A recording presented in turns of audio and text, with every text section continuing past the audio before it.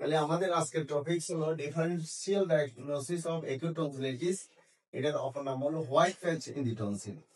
এটা আমাদের একটা সূত্র আছে, যে সূত্র হলো দামাকল, DAVAGOL, দামাকল। দামাকল মানে 1 নম্বরে ডিপথেরিয়া, 2 নম্বরে অ্যাকিউট ফলিকুলার টনসিলাইটিস, 3 নম্বরে ভিনসেন্ট অ্যানজাইনা, 4 নম্বর অ্যাগনোসাইটোসিস, 5 নম্বর glandular fever or infections mononucleosis, 6 নম্বর oral thrush or candidiasis, and 7 নম্বর লিউকেমিয়া। তাহলে আমাদের ডিপথেরিয়াটা আমরা যদি প্রথম না বলি, আমরা প্রথম বলবো অ্যাকিউট ফলিকুলার টনসিলাইটিস, 2 নম্বর বলবো ডিপথেরিয়া। ভিনসেন্ট অ্যানজাইনা এটা একটা ফিজিওফর্ম ব্যাকটেরিয়া দ্বারা হয়, এটা ওরাল ক্যাভিটিতে হয়।